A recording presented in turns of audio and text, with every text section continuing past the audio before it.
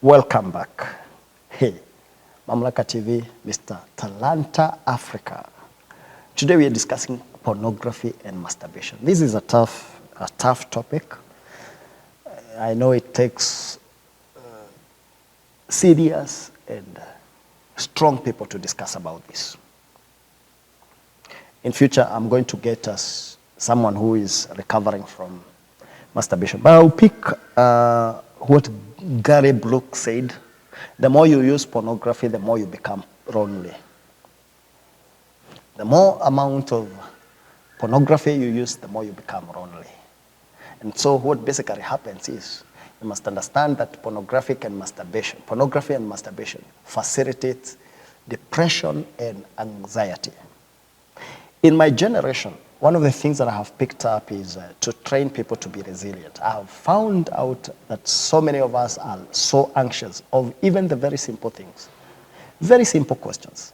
We have anxiety to do presentations. We have anxiety to sing, though we were great singers. We have anxiety to do very simple things that we are good at.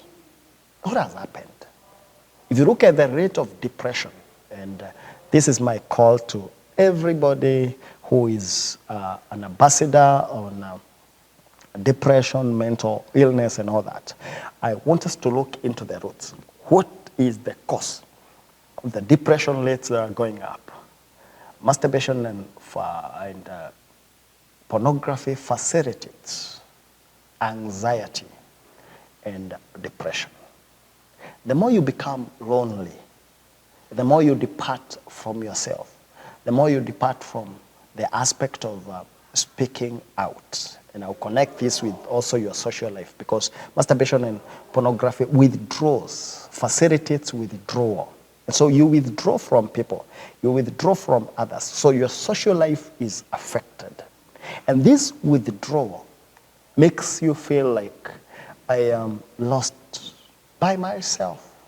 Like I hear people talk about they are in love with themselves. They only love themselves. I'm not sure what this means. But this means that if I can get satisfaction from myself, if I can get satisfaction by myself, then it means I'm in love with myself. And so the withdrawal makes you to sink into a ditch, a vacuum. You have no one to speak to. You feel shameful. You feel guilt. Any person who does masturbation after watching pornography, they'll come out feeling dirty. Okay, of course they have dirtified their things and all that, but they'll come up feeling dirty. They'll come out feeling guilty. This guilt pushes us back. And the reason as to why you see a very good, active Christian, a very good, active student, seeking deep into themselves is because they are moving away from people. Whenever they do that, they see like we are seeing them. They see like people are noting. They cannot even have the confidence to do, even when they get into marriage, they can't have confidence to get into intimacy. I will pick about that a bit later. And so the moving away, not speaking out, facilitates and makes you to be a person who can get deep into depression. But let me pick a bit of anxiety. A generation is coming up that is so anxious, a generation that doesn't believe in themselves, a generation that feels they are lost, they can't do anything. A generation, even when given an opportunity to score a goal as footballers, they will not do it. They are always anxious. Masturbation and pornography happens at a setting whereby you don't want to be caught, you don't want to be found out, you don't want anybody to come and see what you're doing. And so whenever you're doing it, you're always anxious. Are the doors open? Are the doors closed? Are the windows open? Is there anyone who can find me out? It is not a public thing. So even at its inception, though we are trying to make it public, even at its inception, it was created for the inner rooms, for the hidden dark places. And so the aspect withdraws you from the table room to the bedroom, to your bed, to your gadget, to your pornographic sites.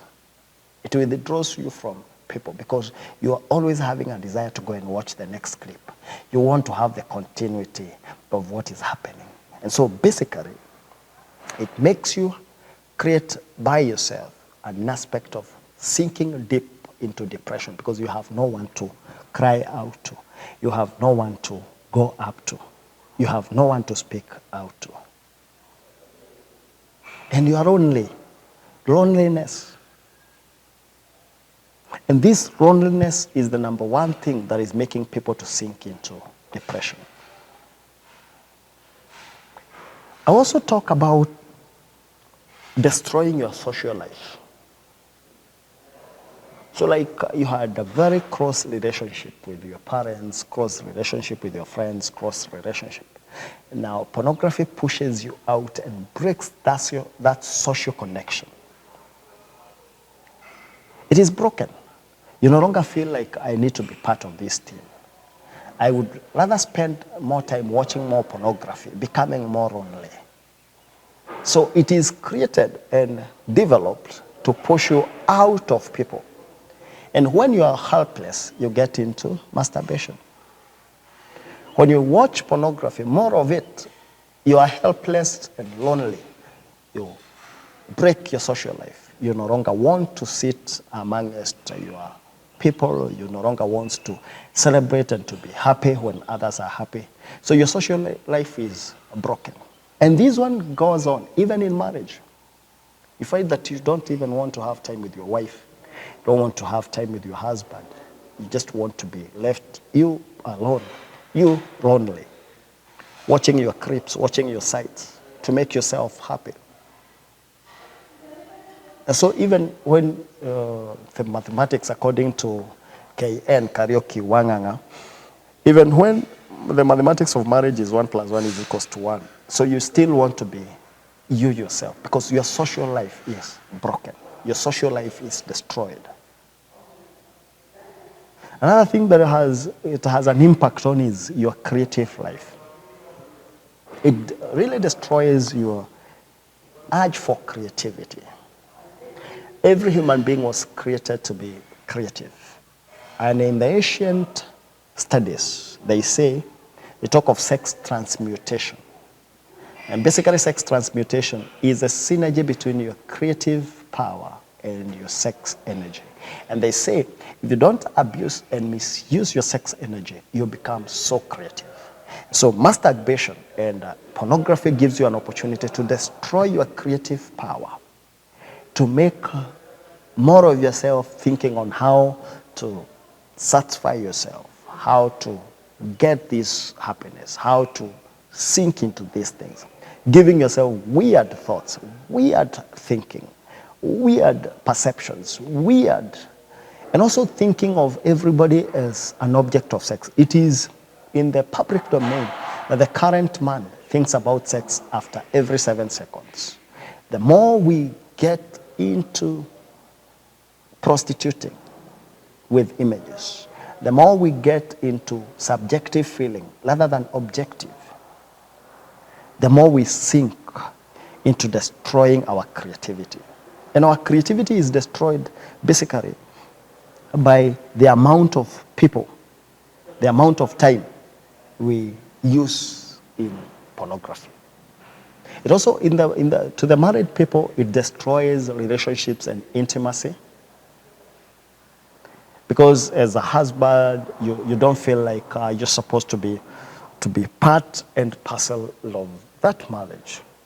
When your husband cannot come into intimacy, or even you don't have time, because pornography marries an individual, becomes the other wife, becomes the other person, becomes the other bit of an individual. And so it gives you an aspect of me by myself, company limited. And that one will destroy your marriage. That one will make your marriage to be broken, to destroy your relationship. And majority of us, because we want to keep a name, will either get to what they commonly call mpango wa kando, or get to other things to get what we are looking for. But what has happened? We have lost it at pornography and masturbation. We have lost it, and we have gotten ourselves into a perspective of loneliness that really kills the person we were created to be. So the last thing that I would say is we cannot separate sexual abuse and violence from masturbation and pornography. Last week, when I spoke about masturbation, when I spoke about pornography, I talked about the aggression. I talked about hate sex. I talked about the unnatural gangbangs and all that. So when I spoke about that, a question was that, and I want to read this question. Is it possible for pornography and masturbation to destroy and to make us so aggressive and to have an aggression that makes us very violent? The answer to that is yes. So because of the need for sex, anything that comes, because our view and our perception is that this is an object of sex, I can only make use of it. So, and pornography happens to be like cocaine.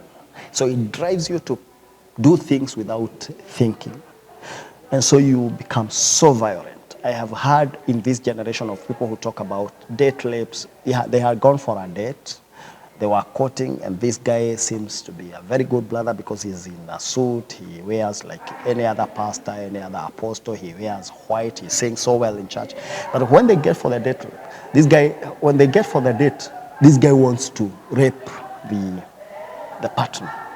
And some have ended up raping, some have ended up fighting, some have ended up doing funny things. Because pornography and masturbation, number one, kills your self-control. It also kills the person you are. It kills your being. It kills your respect to other people.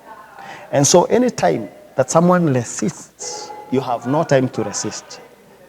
Because it doesn't require you to do a lot of things so that you may get sex. And it also kills the power to look for consent. And so you're looking for sex and you don't know of anything like consent. And so basically, it makes people who are addicted to pornography and masturbation to be so violent that whatever they are looking for, they look for it in violence. And even in marriage setting, these guys will talk of husbands who are raping their wives who are raping their husbands, because they have no consent, they have no time, they have no patience. It kills all these things. And so we narrow down to that pornography facilitates masturbation. It kills the power to have to brood the fruits of the Holy Spirit. It gives you the fruit of flesh. The fruit of flesh, there is no patience, nothing about you being human. They make you to not develop being the man you are created to be, to not develop being the woman you are created to be, to not develop being the boy you are created to be, the girl you are created to be. And so you become so violent, and your perspective towards the opposite sex is an object. So any object, when you're looking for it, you look for it and you feel like, oh, I want to destroy that person. And that is how violence and depression becomes part and portion of people who are addicts to pornography and masturbation. In my next session, I'll try to look at more about pornography. But maybe next time I'll try to look at, is it possible to overcome? Can we overcome pornography? Can we overcome masturbation? Is it a journey that we can walk through? But one of the things I'll tell you is that masturbation is one of the things, masturbation and pornography combined, is one of the things that relapse rate is so high, because whatever you need is just with you. So continue giving us your comments, continue asking your questions, bring your controversies, bring your opinions. We are here ready to answer you. Always call us. The numbers are on your screen. Call Mamlaka TV, call Mr. Talanta Africa. Watch, follow, listen, and also listen to all our other programs, and also follow and view and listen to all our other contents. We have contents that are real, relevant, and relational. This is your show, Talent's Bell, where Mr. Talanta appears to give you real, relevant, and relational information to help you and to rescue generations. May God bless you till we meet next time. See you. Usitoke hapo.